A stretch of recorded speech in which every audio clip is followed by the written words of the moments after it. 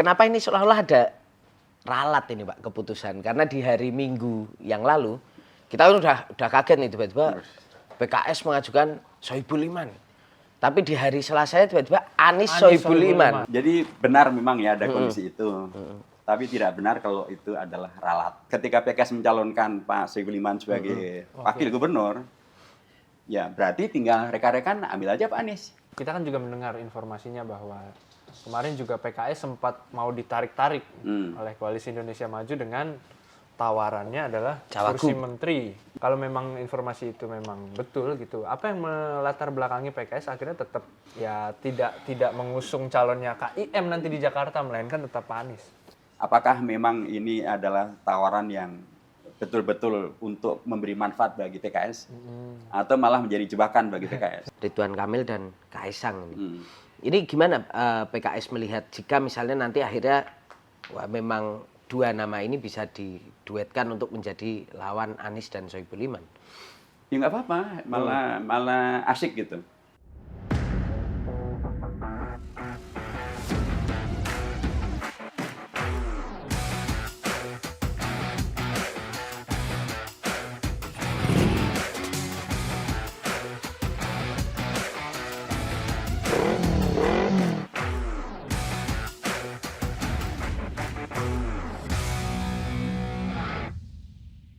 Sahabat Kompas.com, bertemu lagi bersama saya Tatang Guritno. Saya Vittorio. Di acara Kelas Wahid Kompas.com, gaspol ngobrol gas pasti.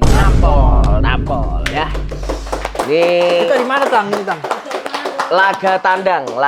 Oh, away Laga day. tandang. Away WD. day. Kita hari ini bertemu, kita main ke fraksi PKS DPR RI. Wah, ini. Selamat datang. Wah, sudah sapaannya ini sangat negarawan sekali. Dengan bertemu dengan Wakil Ketua Majelis Syuro PKS, Pak Hidayat Nur Wahid. Selamat datang rekan-rekan semuanya. Terima kasih sudah diterima Pak. Selamat sore, Pak Hidayat. Pak, kita mau langsung ngegas ini Pak soal lagi rame ini PKS soal Pilkada Jakarta ini Pak. Ya. Nah, aku mau tanya ini Pak. Pertanyaan yang pertama adalah kenapa ini seolah-olah ada ralat ini Pak keputusan? Karena di hari Minggu yang lalu kita kan udah kaget nih tiba-tiba PKS mengajukan Sohibul Iman. Tapi di hari Selasa tiba-tiba Anies Sohibul Iman. Nah, ini padahal Pak Saiku Presiden PKS itu mengatakan rapatnya itu di hari Kamis gitu. Artinya kan sebenarnya jajan keputusannya sudah di hari Kamis Anies Sohibul. Tapi kenapa di hari Minggu kayaknya pengumumannya Sohibul dulu? Ini apa nih Pak alasannya ini Pak? Ya, jadi benar memang ya ada kondisi itu. Tapi tidak benar kalau itu adalah ralat gitu ya. Oke. Karena kalau Anda perhatikan pernyataan Pak Mabruri yang menyampaikan pengumuman itu sesungguhnya sih hari Sabtu malah. Bukan hanya hari Minggu, hari Sabtu sudah dia sampaikan. Jadi beliau menyampaikan bahwa itu kreasi anak-anak muda gitu. Untuk sekaligus juga mengetahui bagaimana kira-kira respon kalau itu yang dimunculkan gitu. Oke.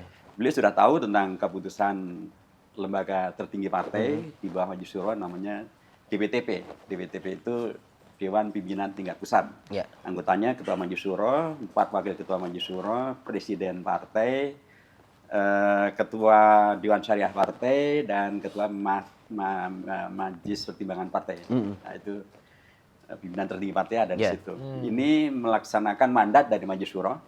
Jadi Majelis Syuro sudah memberikan mandat kepada DPTP untuk memutuskan terkait dengan cagup, cawagup, dan seterusnya. Nah, kami memang sudah rapat pada hari Kamis itu, dan saya tentu ada di sana.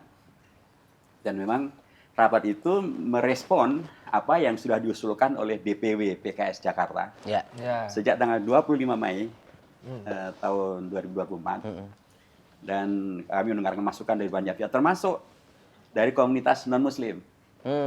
Karena itu hari Kamis ya, kita rapat. Hari Rabu itu dari kawan-kawan dari HGI. HGI itu Himpunan Warga Gereja Indonesia. Oke. Salah satu pimpinannya adalah Pendeta Sebhat Supit. Mereka datang ke kantor PKS, menemui Pak Saihu, Presiden PKS, dan menyampaikan tentang aspirasi HGI, Himpunan Warga Gereja Indonesia itu, agar PKS mencalonkan kembali Pak Anies sebagai calon gubernur. Itu hari Rabu. Nah, hari Kamis kami rapat. Banyak masukan tentu saja selain dari HGI, ya ada komunitas para ustadzah, ada komunitas ormas Islam, komunitas bahkan pemuda Pancasila. Ya. Jadi, nah itu kami kemudian rapat mendengarkan sekian aspirasi, terutama juga dari usulan dari DPW PKS Jakarta. Jadi tanggal 25 Mei sudah mereka usulkan dan kami kemudian mendengar aspirasi dari banyak pihak dan kemudian tanggal 20 Juni kami putuskan. Keputusan itu sudah disampaikan kepada Pak Anies tanggal 20 Juni malam. Oh, malamnya Malam langsung Jumat. tahu. Ya, malam Jumat sudah disampaikan kepada Pak Anies. Dan kemudian itu diketahui semua oleh Pak Mabruri. Tapi memang beliau berjiwa muda ya, sekalipun nggak lagi sangat muda gitu. Yes, mau agak entertain dikit gitu berarti ya Pak. Dan dia juga wartawan, dia ngerti lah gitu bagaimana wartawan ini sukanya yang kayak apa gitu kan. Sukanya berita yang bombastis. Gitu. Dan munculnya Pak Soebliman kan sangat bombastis gitu ya. Dan memang kemudian menjadi pusat perhatian, lebih dari jangkauan beritanya lebih dari 70 juta dan menjadi pembicaraan di mana-mana gitu. Dan semua orang akhirnya kemudian bertanya, ini memang siapa Soebliman gitu kan. Oh, mulai kepo. Iya, mulai kepo. Dan kemudian ternyata, wih, ini nggak kaleng-kaleng nih. Pendidikannya saja setelah IPB, kemudian melanjutkan ke Jepang. S1, S2, dan S3 di Jepang. Wah, ini kan sangat menjanjikan gitu ya. Apalagi kalau bicara Jakarta sebagai kota global gitu. Nah, tentu pimpinan juga harus mengglobal dong. Bukan mengglobal cuma jalan-jalan. Tapi pernah memang di sana. Bukannya pernah gitu belajar serius di negeri yang sangat maju gitu. Tentu kita semuanya kan global, bukan global ecek-ecek. Global yang berkemajuan. Dan ternyata juga pengalaman beliau, kalau dalam konteks Jakarta, beliau pernah menjadi anggota DPR dari Jakarta loh. Oh iya Pak Soebul pernah ya Pak? Iya, Dapil Jakarta 2. Tahun 2009-2014. Nah, beliau dari 2009 sampai 2013 anggota DPR dan bahkan beliau wakil ketua Komisi 11. Oh, itu berarti sebelum Pak Soebul akhirnya jadi presiden PKS 2015. Kemudian tahun 2013 karena Pak Anies wakil ketua DPR waktu itu. Anies Mata ini, beliau kan kemudian jadi presiden partai. Nah, Pak Soebul Iman ditunjuk oleh partai menggantikan Pak Anies Mata menjadi wakil ketua DPR RI. Nah, setelah itu baru beliau menjadi presiden partai. Jadi ya ternyata Pak Soebul Iman nggak kaleng-kaleng ini. Itu yang Pak Soebul Iman ke Senayan itu yang habis di Paramadina itu berarti Pak? Iya, beliau sebelum menjadi anggota DPR, beliau memang pernah menjadi rektor Paramadina setelah wafatnya Cak Nur. Jadi ini juga menegaskan bahwa ya Islam beliau, kalau Cak Nur kita tolak Islamnya, Islam antara keindonesiaan dan keislaman itu menyatu gitu loh. Jadi ya itulah salah satu daripada jati diri Pak Soebul Iman yang kader PKS memang. Pak, tapi artinya saya masih belum dapat jelas nih jawabannya. Artinya kenapa pertamanya Pak Soebul Iman dulu, apakah memang ini sengaja untuk memancing keingintahuan netizen terhadap sosok Pak Soebul Iman yang dirasa itu kreasinya Pak Mabruri. Itu bahkan kan beliau ngaku belum dikonsultasikan dengan Pak Presiden. Ya mungkin mohon maaf, mungkin sebagian anak muda suka kayak gitu kali ya. Pokoknya manuver dulu, pokoknya betul. MC kita di DPP PKS itu Pak Mabruri agak entertain dikit kan memang kan. Ini apa pemain-pemain muda pengennya gocek-gocek. Gocek-gocek. Pada kegocek.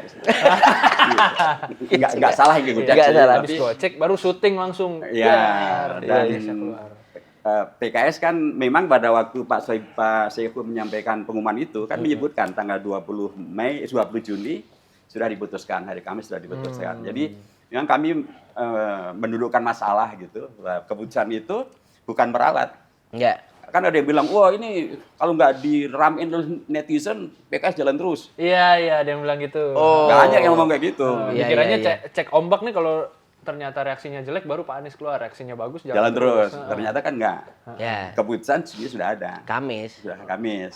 Jadi kalaupun ada kemudian kami umumkan pada saat pembukaan setelah kepemimpinan partai itu, ya itulah momentum juga karena saat itulah pimpinan PKS, anggota DPR, DPRD, PKS sedang berkumpul, dan ini bagian daripada pendidikan politik juga.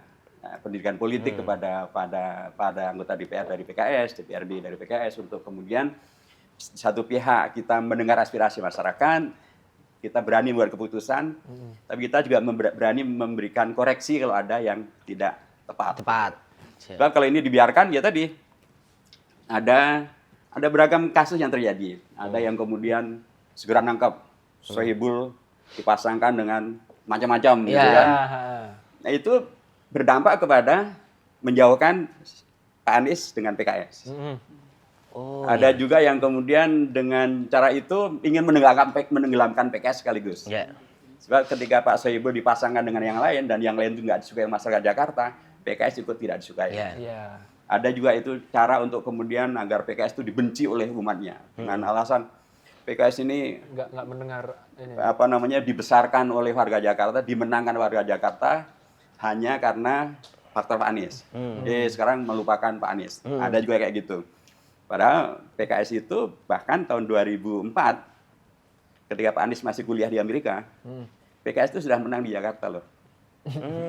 Kemenangannya spektakuler, Pak. Sekarang PKS menang 18%. 2004 PKS menang berapa? 25%, Pak. Nggak ada Pak Anies di situ. Jadi PKS menjadi menang, iya oke lah, pasti banyak pihak berpengaruh gitu ya. Tapi kemudian menjadikan satu-satunya variabel, enggak lah. Dan karenanya kami segera memutuskan untuk diumumkan, ini supaya yang liar-liar ini nggak semakin liar gitu. Memecah belah antara PKS dengan Pak Anies, PKS dengan warga Jakarta, dan kita tidak ingin itu semuanya. Karena ya sudahlah, kemudian warga sudah kemudian mendapatkan entertainment dalam bentuk yang tadi itu, tapi kemudian ya kami luruskan bahwa keputusan PKS sudah diambil sejak tanggal 20 Juni, hari Kamis. Karenanya pengumuman itu tidak kaitannya dengan seolah-olah PKS meralat gitu, enggak. Nah, Pak, ini juga yang menarik kemudian ada puzzle nih di mana Sekjen Nasdem Hermawi Taslim itu mengatakan bahwa di hari Jumat Presiden PKS dan Surya Paloh itu ketemu. Nah, ini artinya kan di rapatnya PKS di hari Kamis, hari Jumat bertemu, kemudian pada awak media Pak Surya Paloh mengaku hari Sabtunya ketemu sama Mas Anies gitu.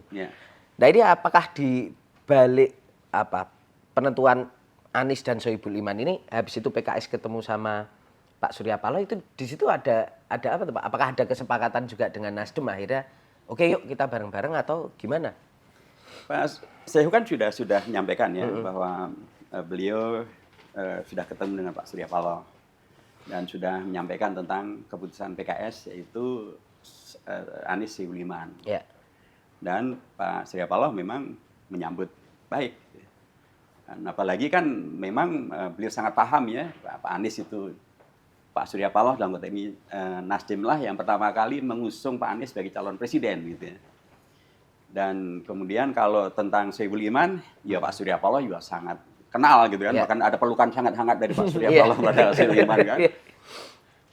Dia nyebutnya pun juga sangat akrab, man gitu. Pak Surya Paloh nyebut Sohibul Iman man gitu. Itu menandakan betapa beliau sangat nyaman lah menerima Pak Sohibul Iman. Jadi kalau kemudian dari situ Pak Surya Paloh melanjutkan sikap politiknya mengusung Pak Anies, ya sangat wajar menurut saya sih. Dan apalagi kalau dibandingkan dengan waktu capres atau pencapres dan pencaguban, pencapresan kan penuh risiko. Pak Surya Paloh atau Nasdem mencalonkan Pak Anies itu kan penuh risiko dan terbukti kan. 2 menteri kena, macam-macam lah gitu. Dan hasilnya dalam tanda kutip belum menang. Saya tidak katakan kalah, belum menang. Nah, kalau untuk pencaguban ini kan nggak ada risiko. Kemungkinan menangnya sangat-sangat tinggi. Gitu kan. Terus kenapa Pak Surya Paloh menjadi tidak sejalan dengan PKS? Karena beliau memang menyatakan ya beliau nyaman dengan pilihan itu dan memang beliau mengatakan bahwa silahkan PKS umumkan dulu, nanti kami berikutnya atau belakangan. Tapi soal nama itu udah disepakati bersama, Pak? Ya Pak Surya Paloh nyaman dengan Pak Sohibul Iman dan ya memang belum menjadi keputusan resmi di partai karena mungkin belum mereka bahas. Tapi kan kita tahu posisi Pak Surya Paloh di Nasdem. Artinya secara apa ya, tertulisnya mungkin belum, tapi gentleman Gentleman agreement-nya kayaknya agreement. udah mengarah ya gitu ya Pak. Mereka Ya? memang para gentleman karena laki semuanya. Bukan gentlewoman. Gitu. Apalagi Pak Soebulan dulu tim 8 juga kan. Oh Iya. Tim 8 juga kan dan Jadi ini sudah tim yang sudah sangat Solid, sangat solid, sangat familiar, sudah terbiasa kerja bareng dalam waktu yang lama, saling mengenal, saling mengetahui kualitas masing-masing, termasuk integritas semuanya. Tapi sekarang berarti kondisinya PKS ini menjajaki koalisi ke siapa lagi? Karena kita tahu masih kurang berapa kursi? Empat kursi ya? Ya, Pak. ya sesungguhnya ini tidak akan menjadi kerja sendiri, gitu ya. Pak Sehu juga sudah bilang kemarin kan bahwa ya kita akan ikhtiar mengajak partai-partai yang lain, tapi ini tentu juga Pak Anies juga diharap mempunyai katakanlah kemampuan untuk memenuhi dan bahkan mungkin lebih gitu ya. Tapi kalau kalkulasi politik umum gitu kan, Ya, partai-partai itu kan maunya menang, pasti. ya kan? Nggak akan ada yang mau dukung yang pasti kalah gitu. Iya. Ngapain dukung juga gitu kan? Nah kalau kemudian itu menjadi tolak ukur, sekarang nih kira-kira siapakah calon yang popularitasnya paling tinggi di Jakarta, akseptabilitasnya paling tinggi, elektabilitasnya paling tinggi? Ya Pak Anies lah.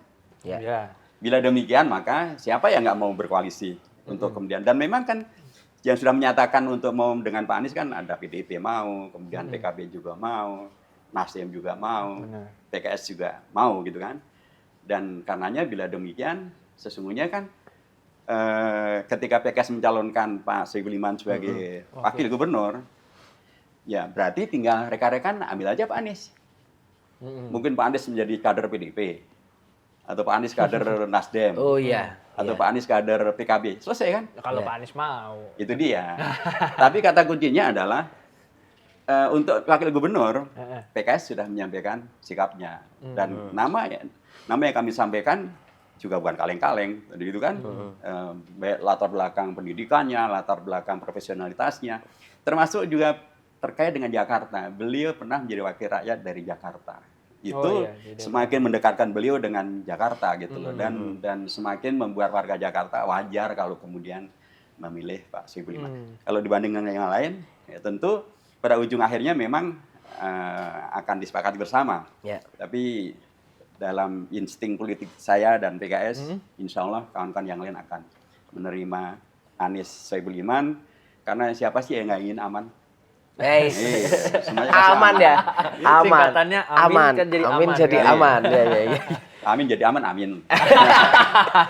Pak, tapi kemarin justru resistensi ada muncul juga dari PKB loh. PKB. Saiful Huda mengatakan bahwa ini keputusan yang dianggapnya blunder gitu, karena langsung pasangkan Pak Anies sama Pak Soebul gitu ya. Artinya menutup ruang partai lain. Ada ketakutan nggak sih Pak akan ditinggal juga oleh partai-partai lain yang akhirnya mungkin membentuk poros baru gitu? Enggak takut kita.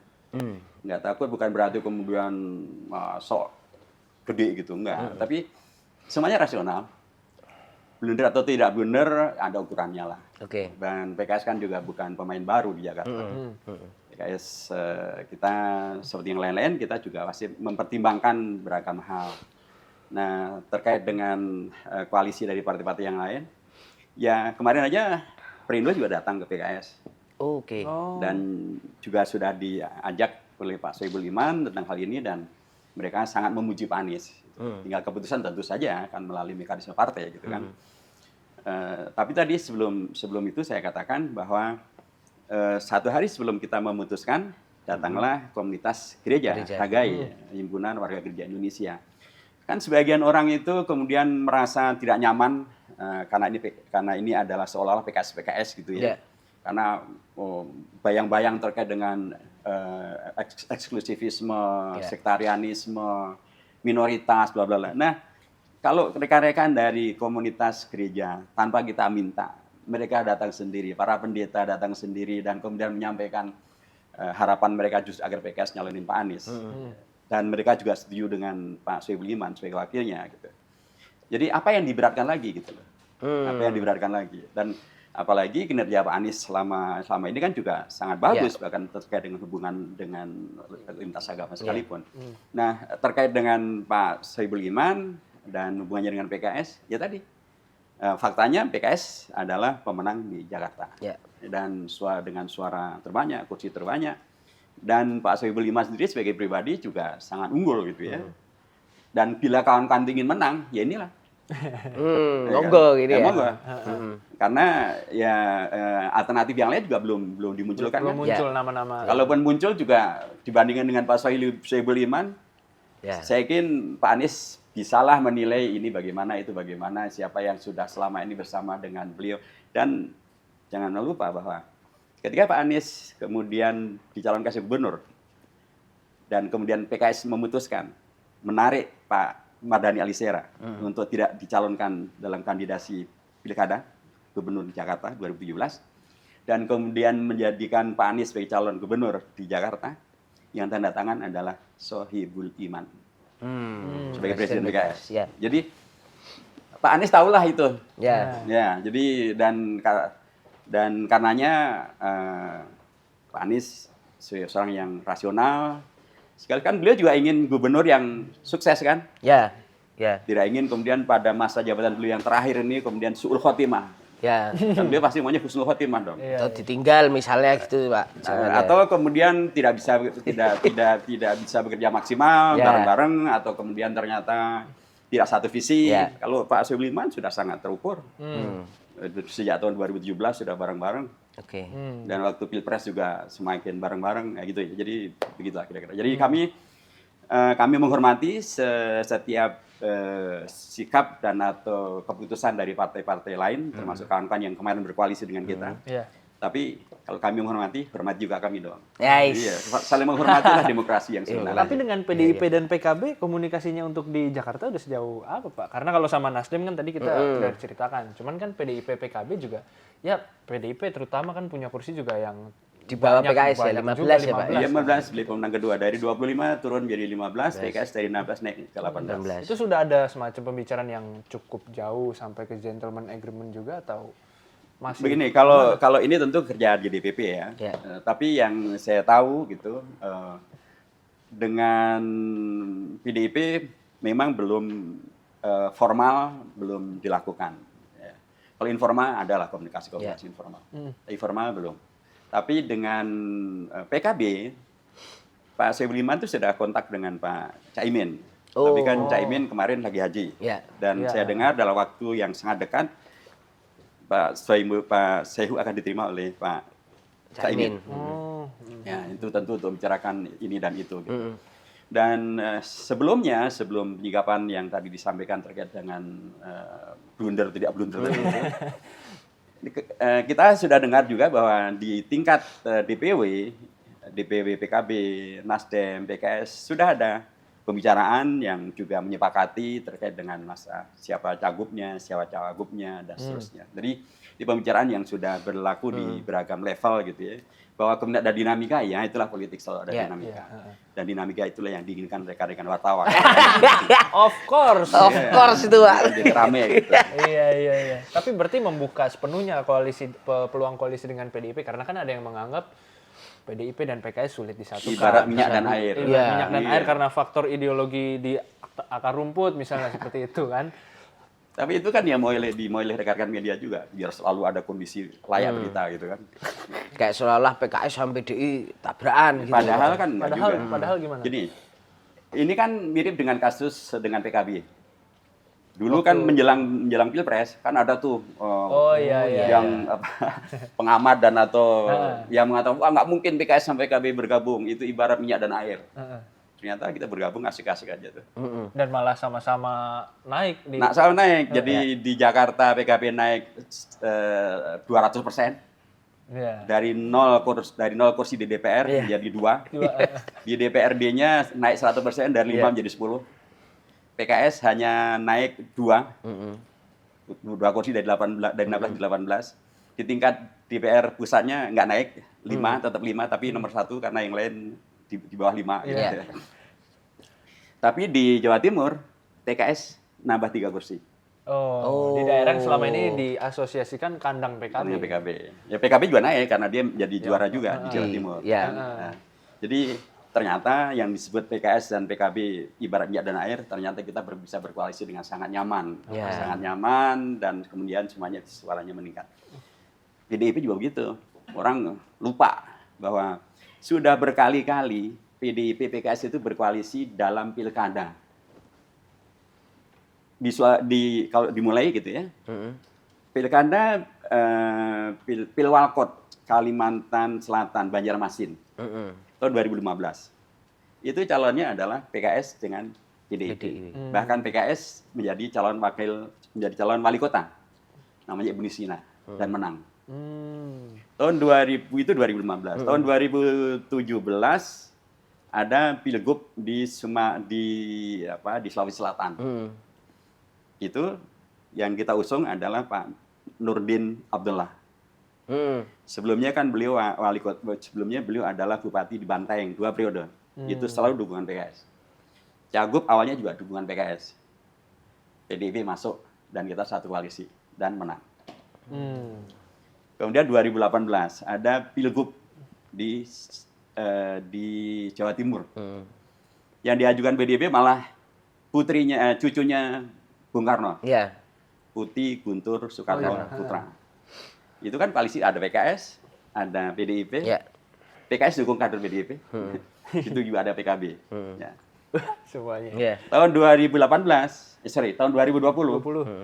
Itu pilgub di Kalimantan Selatan. Lagi-lagi PDIP PKS berkoalisi. Nice-nice saja kok. Nggak ada masalah. Nggak ada masalah. Jadi ini ada framing gitu ya, seolah-olah gitu. Nggak mungkin bisa ketemu karena ideologi beda. Ideologi apa yang beda? Kita semuanya nih, partai-partai politik di Indonesia nih, ideologinya sama. Yaitu tentang ya Indonesia, ya Pancasila, ya NKRI. Rujukan eksistensi kita yang sama, yaitu undang-undang tentang partai politik. Iya. Terus apa yang beda? Jadi, dan kemudian di tingkat akar rumput, ya sesungguhnya akur-akur sekali. Bahkan di banyak tempat tuh kawan-kawan PDIP sangat nyaman dengan kawan PKS. Di PRD juga begitu. Jadi, nah ini bayang-bayang tentang pembelahan itu memang akan sangat bagus kalau kemudian dalam Pilgub DKI kemudian ada koalisi, ada PKS, ada PDIP, ada PDIP, ada PKS. Itu tentu sangat bagus.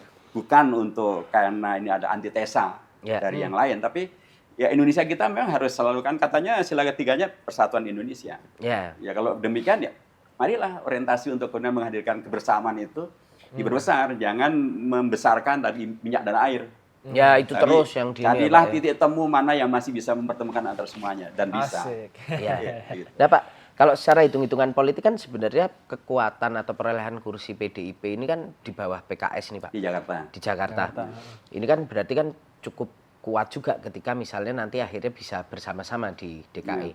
Ini sebenarnya PKS ini melihat PDIP menjadi salah satu partai yang ayo kayaknya apa ya Pak ya, target utama untuk bisa berkolaborasi nggak sih Pak? Karena kalau misalnya iya ini gimana ngakalinnya nanti ketika PDIP juga minta kursi cawagup gitu Pak. Udah cawagup cuma itu ya? Nggak iso lur. Nggak dua. Jadi pertama tentu kita tidak bisa membantah fakta bahwa memang kita berangkat dari beragam komunitas yang tadi berbeda-beda, kita pernah juga bareng-bareng dalam banyak kasus. Nah, dalam konteks kalau dikaitkan dengan beragam perkoalisian yang terakhir, memang kan ada perkoalisian terkait dengan Pilpres. Di situ ada 01, 02, 03. Nah, yang kemudian menangkan 02 atau yang dimenangkan 02, gitu ya, 01 dan 03. 01 ada komunitasnya, 03 ada komunitasnya. Nah, di komunitas 03 ini tadi saya bilang di tingkat DBS sudah pernah ada komunikasi. Dan komunikasi ini juga untuk sebagiannya sudah berlanjut dan akan segera berlanjut juga dengan Caimin. Nah, saya kira itu satu hal yang kewajaran juga bahwa kita memulai dari yang sudah kita sangat terbiasa.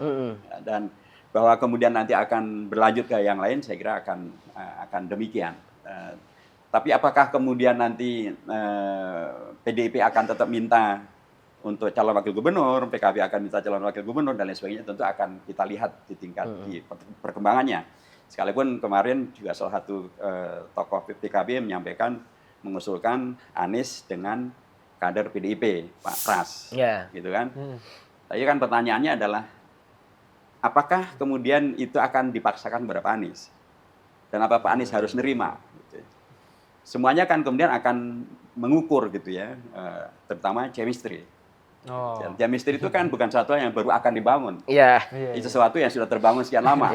Nah, monggo saja. Di pihak yang lain tentu diinginkan dari koalisi itu adalah untuk menang kan, Ya. bukan koalisi untuk malah tidak menang. Ya. Nah, koalisi kalau untuk menang tentu akan diukur siapa yang akan menjadi penambah faktor kemenangan, gitu kan. Semuanya saya yakin ingin menang. PDIP koalisi pasti ingin menang, PKB koalisi pasti ingin menang, PKS juga apalagi gitu ya. Dan apalagi kalau PKS kan kita mempunyai story itu, punya sejarah, kita dulu mengusung Anies Sandi, Ya. Ya. dan kemudian Pak Sandi ke calon wakil presiden, mestinya kan wakil gubernurnya PKS, dan itu yang dinyatakan oleh Pak Sandi kan. Ya. Tapi kan ternyata enggak juga. Kasih Ya. ke Pak Riza kan Ya, waktu itu. jadi kader PKS dan pemilih PKS juga tidak ingin kemudian pengalaman itu terulang lagi gitu loh. Oh. Ya, gitu. Mereka ingin, apalagi sekarang malah jadi pemenang. Dulu aja nggak jadi pemenang. Ya. Maksud saya dulu PKS itu nomor 3, Ya. ranking 3. PDIP, Gerindra, PKS. Sekarang PKS, PDIP, Gerindra. Kebalik. Nah, kalau dulu saja kita bisa menang dan kemudian, tapi kita nggak dapat proporsi wakil gubernur, dan warga PKS atau umat banyak yang kecewa gitu. Nah, sekarang PKS sudah dimenang oleh umat, dan kemudian pun juga kesempatan jadi wakil gubernur juga ada. Calon yang diajukan juga sangat berkualitas. Nah, kenapa itu tidak di nomor satu kan? Gitu. Ya. Yuk gantian ya Pak ya. Ya selain gantian ini ada kewajaran gitu. Ya ada kewajaran Ya, ya. secara hitung-hitungan politik ya PKS sekarang nomor 1 kok. Gitu. Hitungan politik dan juga kandidat yang diajukan Ya. sangat berkualitas. Pak, tapi kita kan juga mendengar informasinya bahwa kemarin juga PKS sempat mau ditarik-tarik oleh Koalisi Indonesia Maju dengan tawarannya adalah Cawagup. kursi menteri. Kursi menteri ya? Cawagup di Pilkada dan kursi menteri di Kabinet Prabowo Dan Gibran. katanya ini anggaran kampanye diganti gitu ya. Ah ya, diganti 50%. 50%. Itu pertama, sejauh mana kebenaran informasi tersebut, Pak? Dan yang kedua, kalau memang informasi itu memang betul gitu, apa yang melatar belakangi PKS akhirnya tetap ya tidak mengusung calonnya KIM nanti di Jakarta, melainkan tetap Pak Anies? Ya, secara absolut saya tidak bisa memastikan ya, karena kan ini informasi-informasi yang juga dalam tanda kutip tidak ada hitam di atas putihnya. Ya. Tapi dunia sekarang ini kan banyak yang kemudian dimulai dari yang tidak jelas itu. Abu-abu dulu. Ya, abu-abu dulu. Nah, tapi PKS sesungguhnya menegaskan tentang jati dirinya. Dia itu bukan partai yang one man show, bukan partai yang kemudian dikendalikan oleh individu gitu. Tapi ini partai yang ada sistemnya dan ada ideologi yang dia konsisten ada di situ. Dan karenanya sejak dari awal kita sudah menegaskan bahwa PKS akan mengajukan kadernya, baik cagup maupun cawagup, itu sebelum kita buat keputusan. Tapi prinsip dasar bahwa kita akan mengajukan itu ya. Nah, terkait dengan tawaran tersebut, ya kan kami juga mengkaji ini kalau benar ada tawaran itu, kalau benar, apakah memang ini adalah tawaran yang betul-betul untuk memberi manfaat bagi PKS atau malah menjadi jebakan bagi PKS. Digocek. Iya, terus nanti kalau kemudian ternyata disambut positif, ternyata itu tidak benar, tadi kan PKS jadi kegocek gitu ya. Padahal PKS malah yang ngegocek gitu kan. Ya.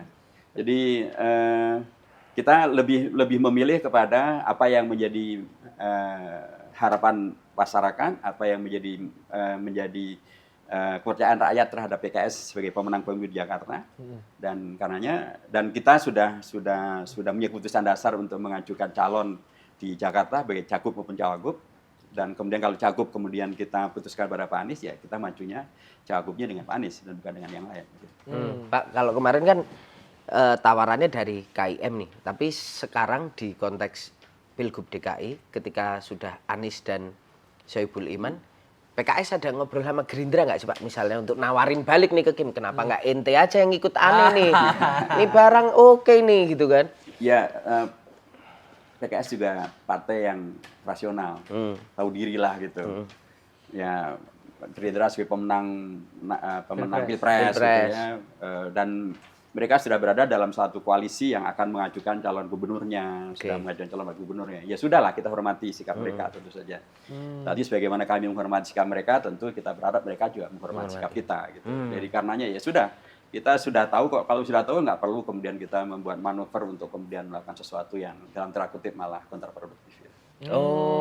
Artinya dengan posisi itu ya nggak terus kemudian. Pokoknya intinya PKS tuh kayaknya sekarang ya kita dengan koalisi kita ya biarin Kim dengan si gitu ya Pak ya. Ya kalau kawan-kawan berpendapat demikian ya monggo.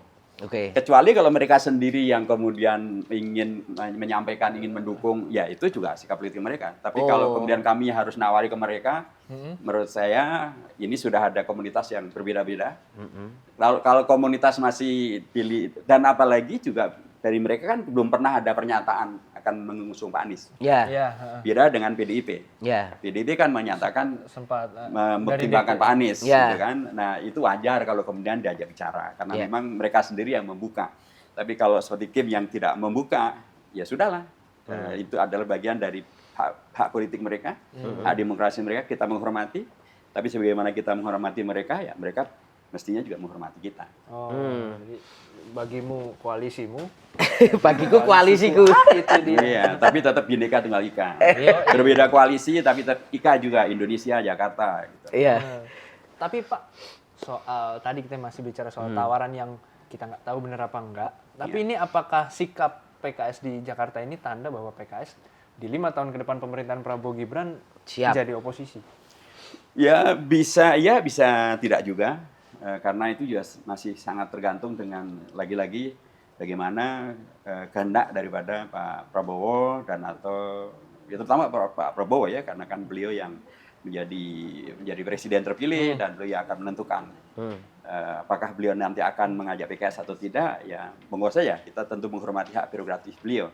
Tapi PKS sudah mempunyai pengalaman ya, baik itu di dalam maupun di luar pemerintahan. Di dalam pemerintahan kita pernah pada zaman Pak SBY, di luar pemerintahan kita juga pernah. Dan di kedua-duanya PKS tetap bisa membangun bangsa bersama dengan pemerintah atau bersama dengan komunitas politik yang ada.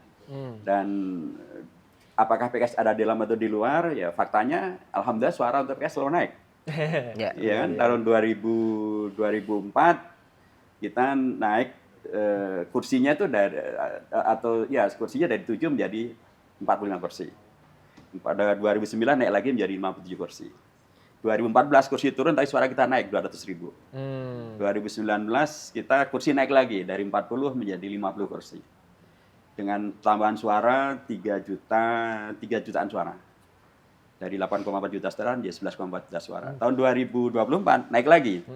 Dari 11,4 juta suara menjadi 12,7 juta suara. Dari 50 kursi menjadi 57 kursi. Kita PKS ada di dalam pemerintahan, di luar pemerintahan, ternyata PKS tetap bisa membersamai membangun bangsa dan negara, tapi juga rakyat tetap percaya PKS dan suara untuk PKS selalu bertambah. Gantian friend, Artinya nggak aneh ini mulu ya. nanya friend. Apa namanya? Artinya PKS tuh nyantai aja di dalam ataupun di luar karena kekuatannya ternyata membuktikan bahwa nggak ngaruh banget gitu ya Pak ya. Artinya ketika di oposisi pun naik, ketika di dalam pemerintah pun juga Naik juga. Naik juga. Ya kalau ukurannya elektabilitas ya, kalau ukurannya tapi juga kalau ukurannya adalah peran serta untuk kemudian membangun bangsa, mempraktekkan demokrasi, mengawasi dan kemudian menghadirkan kebijakan-kebijakan yang pro dengan rakyat dan atau mengkritisi yang tidak pro dengan rakyat, ya kita dalam atau di luar sama. Dulu waktu kita dengan Pak SBY juga kita tolak kenaikan BBM yang 300%. Oh iya. Dan ketika sekarang kita di luar, ketika Pak Jokowi dan Bu Retno sangat mendukung Palestina, ya kita juga mendukung. Jadi bagi PKS itu masalahnya bukan di dalam atau di luar. Ini yang kita sedang kerjakan ini bermanfaat bagi bangsa dan negara atau tidak. Kalau bermanfaat kita dukung, kalau enggak ya kita kritisi. Ya. Nah Pak, bicara soal Jakarta, kalau misalnya di Kim kan paling enggak ada 2 nama yang sedang digaungkan nih. Ridwan Kamil dan Kaisang. Ini gimana PKS melihat jika misalnya nanti akhirnya memang 2 nama ini bisa diduetkan untuk menjadi lawan Anies dan Sohibul Iman? Ya nggak apa-apa, malah asik gitu. Asik itu singkatan Ahmad Syaikhul. Yang ini Jabar kemarin. Jadi Jakarta ini memang kan sekalipun sudah ada undang-undang tentang IKN, undang-undang tentang daerah khusus Jakarta, tapi ibu kota masih Jakarta. Karena belum ada kepres yang memindahkan ibu kota dari Jakarta ke Nusantara. Jadi Jakarta masih ibu kota. Dan karenanya dalam kondisi ini malah semakin menarik Jakarta ini kan. Kalaupun tidak ibu kota, tapi masih ibu kota. Tidak ibu kota, tapi sudah diproyeksikan menjadi kota global, pusat ekonomi, dan lain sebagainya. Jadi karenanya memang memerlukan pemimpin yang tangguh di sini. Dan karenanya Pak Anies dan Pak Sohibul Iman memerlukan sparring partner yang tangguh. Yang nggak kaleng-kaleng juga. Yang nggak kaleng-kaleng juga, gitu. Yang tangguh lah. Sehingga orang akan nanti mempunyai bayangan gitu loh. Indonesia kita baik-baik saja. Jakarta dipimpin oleh orang yang sangat tangguh, ibu kota Indonesia dipimpin oleh orang yang sangat tangguh, melalui kompetisi yang sangat tangguh. Yaitu memang harus fair. Karenanya saya setuju tuh dengan KPK. KPK kan bilang menyikapi terkait dengan banyaknya gelontoran yang katanya bansos menjelang pemilu dan menghadirkan berbagai kontroversi itu kan KPK menyampaikan agar nanti waktu jelang pilkada tidak ada lagi gelontoran bansos. Ya, supaya apa? Supaya sekali lagi fair play.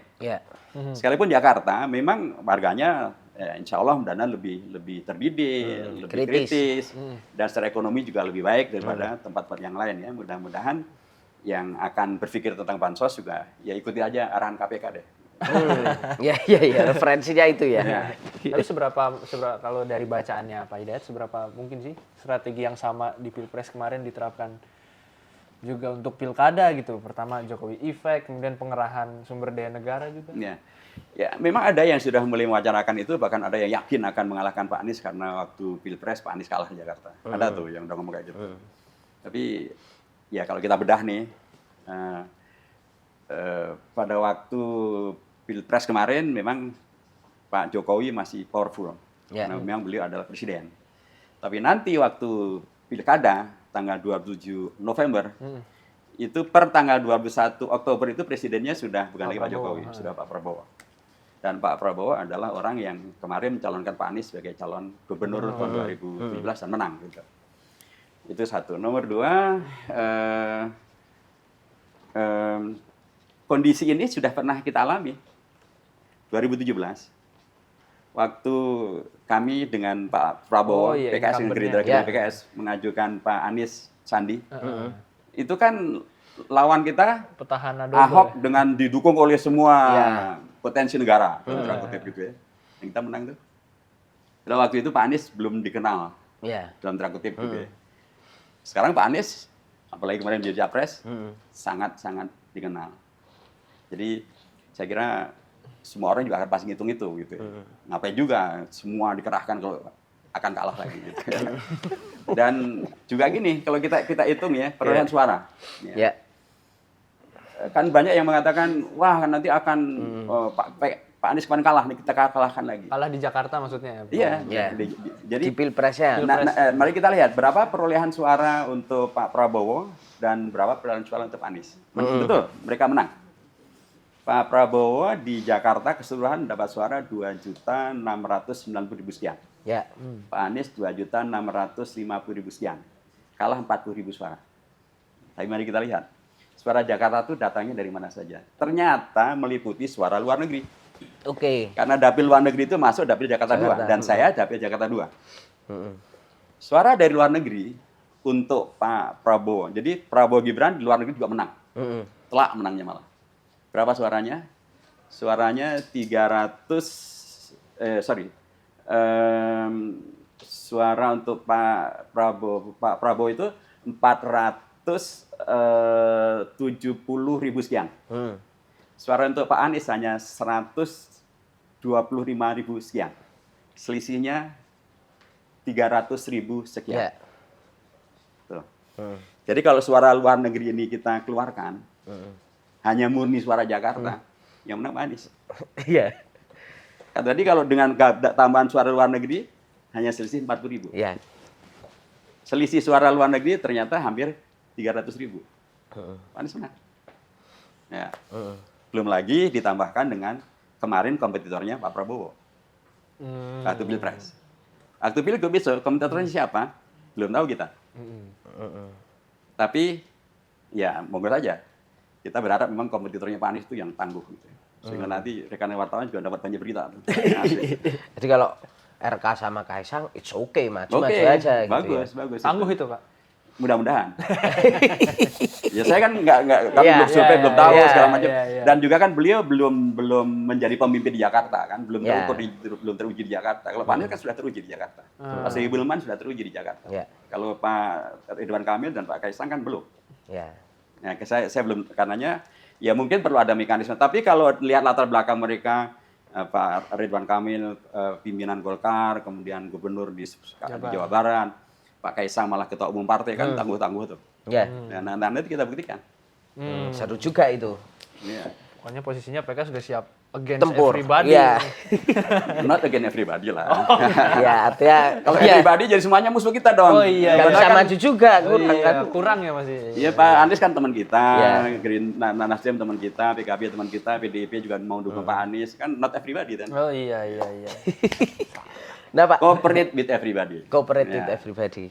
Pak, ini ada pertanyaan titipan ini, Pak. Bicara soal 2017 ini, Pak. Ya. Nah, ini gimana nanti caranya PKS juga memberikan edukasi supaya ya polarisasi itu tidak terjadi lagi dengan sebegitu tajam gitu, Iya. Pak, ke depan. Benar. Jadi kalau kita kritisi ya, sesungguhnya yang mulai polarisasi itu siapa? Hmm. Coba, masa ada seorang gubernur masih pakai baju dinas, datang ke Pulau Seribu, Ya. nemui seorang peternak ikan, dan dia ngomong, awas ya, jangan mau dibohongi dengan Al-Maidah 51. Jadi siapa yang mulai polarisasi? Coba nggak ada peristiwa ini. Nggak terjadi. Aman aja ya waktu aman-aman itu ya. saja. Ya. Jadi hendaknya kalau itu dijadikan ukuran, ya mari jangan lakukan polarisasi itu. Dan bukan Pak Anies atau PKS yang mulai polarisasi. Begitu loh faktanya. Ya. Gitu. Jadi ini juga perlu didudukkan supaya, tapi dalam konteks sekarang dengan ke depan, kita kan sudah membuktikan waktu Pilpres kemarin tidak terjadi polarisasi. Aman. Dari situ ada Pak Anies. Ya. Waktu selama Pak Anies menjadi gubernur, polarisasi juga tidak ada. Ya. Dan bahkan beliaulah yang dibujukan oleh komunitas gereja karena memberikan IMB untuk beberapa gereja, bahkan komunitas Hindu juga mengujikan karena baru pada zaman Pak Anies inilah komunitas Hindu mendapatkan bangunan tempat ibadat mereka, termasuk juga tempat ngambennya mereka. Krematorium ngamben kalau bahasa Balinya. Dan ya tadi saya katakan bahwa sebelum kita putuskan itu bahkan ada komunitas Hagai, Himpunan Warga Kerja Indonesia, datang ke PKS. Itu kan menandakan bahwa mereka percaya dengan PKS. Ya. Artinya jangan kemudian cerita lama itu didaur ulang dalam konteks yang salah juga gitu loh. Ya. Seolah-olah PKS dan Anies Baswedan yang bikin itu gitu. Iya, ya. padahal bukan kami yang bikin. Dan kinerja dari Pak Anies selama menjadi gubernur dan kepercayaan warga non-muslim pada PKS ternyata sangat tinggi. Justru untuk mencalonkan Pak Anies kembali. Siap-siap. Last question tuh. Last question. Friend. Ini adalah pertanyaan jebakan ini. Yaitu Bukan apakah gocekan ya. gocekan? Kalau gocekan masih bisa kita Ya. rebut bolanya. Kalau ini pertanyaannya tuh, apakah PKS tidak takut nanti dijadikan semacam kendaraan bahwa Pilkada Jakarta 2024 akan jadi batu loncatan Pak Anies untuk 2029 maju Pilpres lagi? Ya kan kalau relasinya itu kan PKS sudah juga punya pengalaman tahun 2017 ke 2024. Kan kemudian Pak Anies menjadi gubernur. Yang penting adalah beliau menyelesaikan amanah sebagai gubernur baru maju dalam amanah berikutnya. Kan ada tuh belum selesai amanah sebagai gubernur maju yang lain. Ya. Belum selesai jadi amanah wali kota maju tempat yang lain. Ada kan? Ada. Ya ada. Kalau Pak Anies kan nggak begitu. Dan itulah sejarah kita dengan Pak Anies.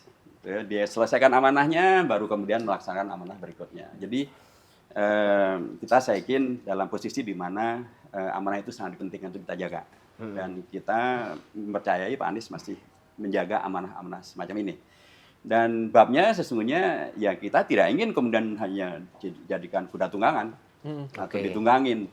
Kita justru mengapa kita calonkan Pak Sohibul Iman, seorang yang kualifikasinya berdekatan lah dengan Pak Anies gitu ya, pendidikan dan latar belakang politik dan pengalaman-pengalamannya, supaya kemudian terus bisa membersamai Pak Anies dan kemudian bisa mengawal agar semua amanah terlaksana sampai tuntas, sampai selesai.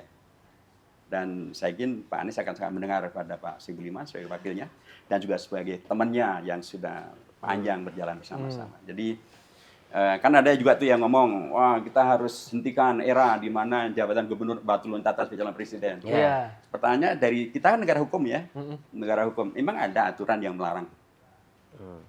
Tidak ada. Baik dari konstitusi Undang-Undang 45 saya di MPR saya paham betul gitu. Nggak ada larangan. Dari sisi Undang-Undang tentang pemilu, partai politik nggak ada larangan. Yang dipentingkan adalah amanah ini terlaksana dengan maksimal pada setiap levelnya. Ya.